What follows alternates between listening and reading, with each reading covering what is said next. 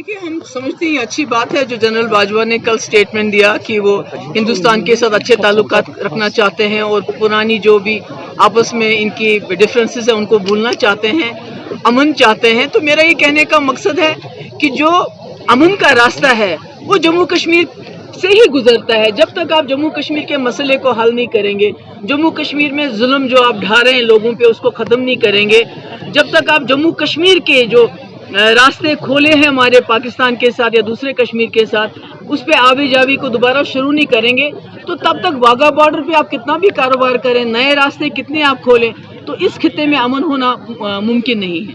मोहब्बत जी, DDCs की अगर हम बात करें, इनको बाख्तियार बनाने के लिए ये भी कोशिश कर रहे हैं जिससे असेंबली का वजूद खत्म होता जा रहा है। इस हवाले से PDP का क्या स्टैंड रहेगा?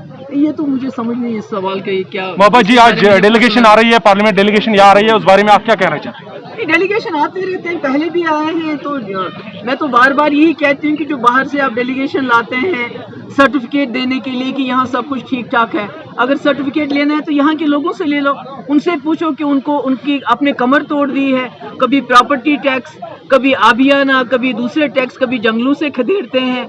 अभी हमारे, मैंने पहले भी कहा, 3,500 नौजवान हमारे जो डॉक्टर की डिग्री पाकिस्तान में हासिल कर रहे हैं, इंजीनियर्स हैं, दूसरा पढ़ाई कर रहे हैं, उनको वाघा बॉर्डर पे रोका हुआ है। कभी कहते हैं ये सर्टिफिकेट लाओ, कभी कहते हैं वो सर्टिफिकेट लाओ।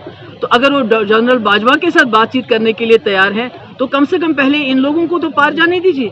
मोहब्बत जी, आपने कहा अभी तकरीर में कि आपको बार बार बुलाया जा रहा है, शायद 22 तारीख को दोबारा सम्मन निकाली जा रही है, तो इस हवाले से थोड़ा बताइए कि आखिर ये बार बार मैटर सब जुडिस, अभी कोर्ट में मेरा मामला है।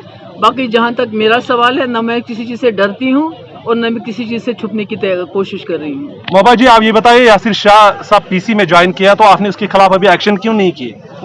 किसके? यासिर शाह। वो तो यासिर शाह कोई हमारी पार्टी में नहीं है, यासिर शाह कोई नहीं है। Thank you.